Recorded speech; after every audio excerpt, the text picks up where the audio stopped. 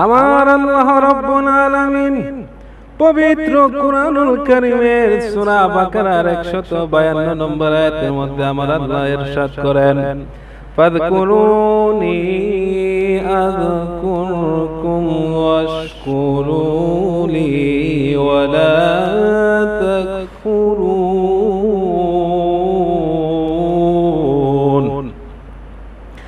আমার আল্লাহ তাআলা পবিত্র কুরআনুল কারীমের সূরা বাকারার 152 নম্বর আয়াতের মধ্যে আমার আল্লাহ রাব্বুল আলামিন বলেন, ও দুনিয়ার বান্দা বান্দীরা, আমি আল্লাহকে তোমরা স্মরণ করো, ফাযকুরুনি, তোমরা আমি আল্লাহকে স্মরণ করো, আযকুরকুম, আমি আল্লাহ তোমাদেরকে স্মরণ করব। চলে বলুন সুবহানাল্লাহ। আমার আল্লাহ রাব্বুল আলামিন এই আয়াতের মধ্যে বলেন, তোমরা আমি আল্লাহকে স্মরণ করো, আমি আল্লাহ তোমাদেরকে স্মরণ করব। এখন কথা হলো, আমরা আল্লাহকে স্মরণ করি, আল্লাহ আল্লাহ জিকিরের মাধ্যমে, নামাজ পড়ি, রোজা রাখি, হজ করি, যাকাত দেই, ইবাদতের মাধ্যমে আল্লাহকে স্মরণ করি। আমরা আল্লাহকে স্মরণ করি, আল্লাহর ইসমে জাত নামের জিকির করি। আল্লাহ আল্লাহ क्या मुबारक नाम है, अल्लाह अल्लाह आशिकों का काम है।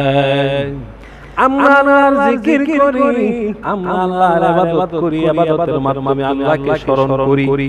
এই আয়াতের মধ্যে আল্লাহ বলেন, আযকুরকুম, তোমরা আমি আল্লাহকে স্মরণ করার পর আমি আল্লাহ তোমাদেরকে স্মরণ করব। আল্লাহ আমাদের কিভাবে স্মরণ করবেন তাফসীর প্রমাণ করে আমার আল্লাহ তাআলা আমাদেরকে স্মরণ করবেন। তাফসীরের মধ্যে এসেছে আমার আল্লাহ আমাদেরকে স্মরণ করবেন আমরা গুনাহগার বান্দা বান্দির জীবনের সব গুনাহগুলি ক্ষমার দ্বারা।